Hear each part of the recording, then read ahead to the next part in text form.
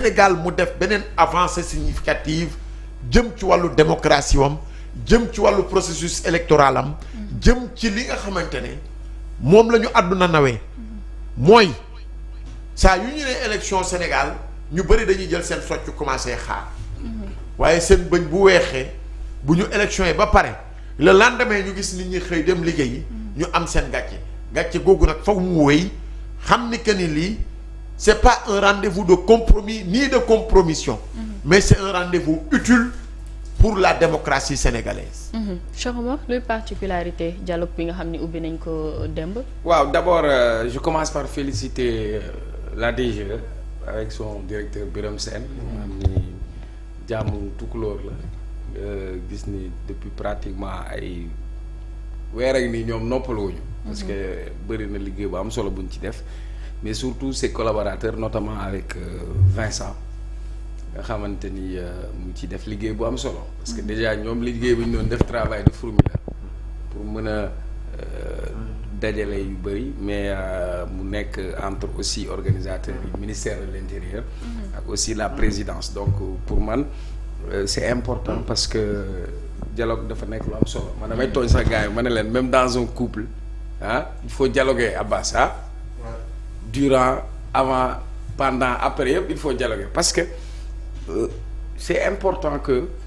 ñu bañ a couper le fil du dialogue. Moi j'ai toujours été un partisan du dialogue et quels que soient les contextes et les situations il faut que les gens se retrouvent autour de l'essentiel. Il faut que parfois même qu'on parvienne à s'accorder sur des désaccords, qu'on parvienne à avoir des points de convergence sur certaines questions. Et la plupart des questions yi nga xam ne def nañ ko ci TDR bi c'est des questions yoo xamante ni dafa mës a ñëwaat ci le processus électoral. ba tax na man jàpp naa ni waxtaan wi dafa war a nekk lu am solo. maintenant am na ay dialogue yu fi doon am et je crois que le président Macky Sall moom moo institué dans le calendrier républicain la journée du 28 mai mu consacré ko au dialogue. donc Diomaye bi nga xamante ni ñëw na dafa def rek lu dul feddali date boobu mais def si un contenu. ban contenu la si def sur le système politique sénégalais maintenant baax na aussi parfois ñu interroger un peu l'histoire politique du Sénégal parce que Sénégal xëyul rek egg fii wala bu ñu mënee dem ba ñu am président de la République boo xam ne ci kaso bi la génn ci fukki fan sénégalais mën ko tànn ne ko yow la en toute transparence donc ça veut dire que loolu dafa wane la maturité démocratique du Sénégal mais toute œuvre humaine elle est parfaite donc le processus électoral am na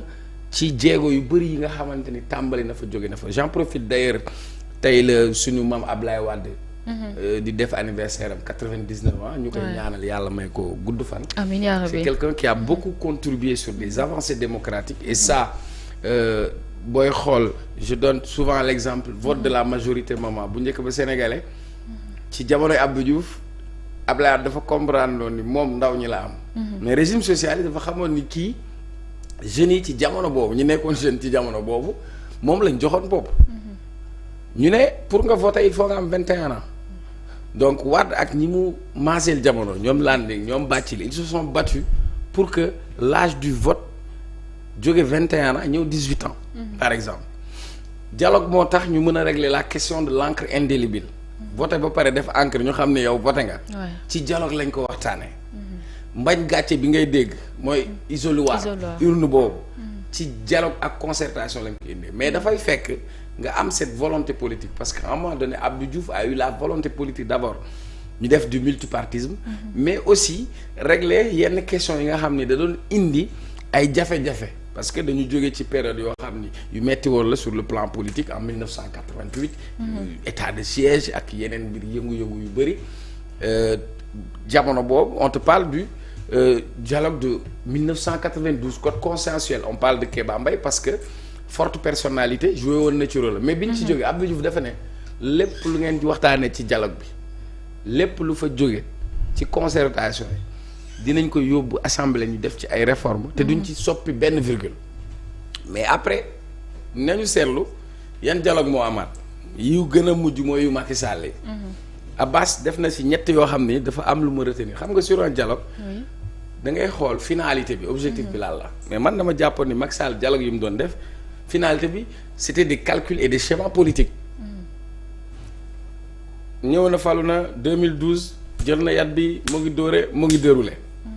tëj na Karim tëj na Khalifa. après dafa dem France 24 tu te rappelles Abbas. mu ne waaw dinaa leen libérer après élection. ça montre une volonté réelle d'écarter certaines personnes et d'ailleurs dialogue boobu. je me rappelle j'étais à la radio on disait que dialogue bi finalement c'était pour parler des deux cas Karim et Khalifa. à partir de ce dialogue si lañ leen doog a bàyyi kañ lañ leen bàyyi après élection 2019 ñu ñëwaat beneen dialogue bi c'était pour clater yenn parti opposition en quelque sorte parce que dialogue boobu si tu te rappelles Abbas si la waa PDS ne ñoom demuñu dialogue Omar Sarr coordinateur PDS dem na dialogue ñu génn ci dialogue bi benn gouvernement am ñu naan gouvernement d'union ci la ñu dugal ñu bëri ñu fekk si ko moo donc calcul boobu moo ko si taxoon jóg dernier dialogue bi Macky Sall woote si vous vous rappelez oui. En quelque sorte stratégie d'isolement politique la woon c'était une stratégie dans un contexte où mooy bi Macky toog naan ci njekk rek isolé Ousmane Sonko moo taxoon jóg dialogue boobu et d'ailleurs sooy seet quand Khalifa Sall disait que naa bokk rek c'est parce que amatul woon pexe parce que dem na 2019 Macky xañ na ko naa bokk mooy amatuma choix moo tax su ma déggee ñenn ñi ne way dialogue bi mais attendez Abbas tu te rappelles sur le code électoral du Sénégal Macky dafa dem mu modifier code électoral bi juste rek pour éliminer Karim Wade phrase bi dama koo jàpp xamal la lañ bindoon ci code article 27. oui. tout citoyen sénégalais. de plus de 35 ans peut être candidat. ñoom ñu yokk ci benn mot baatu électeur. ñu ne léegi tout citoyen sénégalais électeur. ñu ne Karim Wade du nekk électeur ñu dindi sa qualité d'électeur automatiquement on l'enlève. oui ce qui change la donne. mu changé donne bi. bi mu koy def dialogué wul. parrainage bi mu koy indi lu baax la mais bi mu ko jëlee yokk ko il n'avait pas dialogué en 2017 c'était au forcing donc dialogue yi mu ñu doon woon mooy bukki yor na paaka ne ñamala kaay wuy sa yaay mais cette fois-ci man pour man il y va de la crédibilité de nos institutions moo tax man je considère même dans le discours il y a des mots yoo xam ni Abbas dans le discours du président il y a un mot réforme il dit dañu war a def des réformes pour la postérité et pour faire des réformes il faut avoir le courage politique et la volonté politique le courage politique c'est de faire les réformes la volonté politique c'est d'appliquer ces réformes donc sur la forme pour man c'est inclusif et participatif c'est vrai que am na ñoo xamante ni waroon nañ jot invitation jotuñu ko amaana ñu fàtte leen yooyu yëpp mën na nekk maintenant pour bañ a génn ci cadre bi d'abord quand j'ai écouté le discours du président benn phrase daf ma marqué quand il dit mon rôle en tant que garant de l'unité nationale est de tendre la main à toutes et à tous pour rassurer rassembler apaiser et réconcilier parce que foofu lañ toll moom moo jiite ñëpp kon nee na tàllal na loxo ñëpp ngir dalal xel rassurer rassembler dajale njabootu Sénégal gi yëpp du dëgg apaiser parce que contexte yi ñu génn am na ay tensions politiques il y a des plaies béantes qui ne sont pas encore cicatrisées ak ci yi ñu jóge yëpp mais surtout dañu soxla cette dynamique de cohésion nationale cette dynamique où on va retrouver le Sénégal boo xamante ni ku si nekk si ay mbir yoo xam ne yitteel na réew mi war nga ci mën a contribuer maintenant donc discours la bu ñëw ci fi ñu ko soxla donc man pour man c'est un discours qui m'a rassuré parce que je me dis qu'il est au-dessus de la mêlée et il veut rassembler le pays mais terewul li nga xamante ni moom mooy dëgg Abbas moo ngi koy wax léegi biñ ne dañuy def rationalisation des partis rek am na parti lu mot 14 partis yi daw dugal seen dossier kon y a un problème bu ma déggee ay nit ne waaw dialogue bi amul solo mais attendez réformer pour renforcer les acquis démocratiques et garantir davantage la stabilité de nos institutions réformer ci wàllu système électoral bi ba lépp loo xam ni ëllëg mën na jëru ay tension wala ay coow ñu anticiper parce que doo bàyyi ba egg ca mbir ma Abbas du dëgg nga ne na nga ko waxtaanee parce que nañ ko def boo gis nañ ko waxtaanee moo ko jiitu mais beneen bi revenir sur rationaliser le calendrier électoral parce qu'une élection ça coûte énormément cher y a des élections yoo xamante ni soit war nañ ko mën a boole pourquoi pas élection législative élection municipale nga xam ni dafay am portée au niveau territorial war nañ ko mën a boole par exemple l'accès au fichier électoral et sa gestion mais at yi ñu génn yëpp Abbas la ni opposition bi doon coow problème de fichier amuñu fichier bi régime bi fichier bi mu am bokkul ak opposition fichier bi mu war a am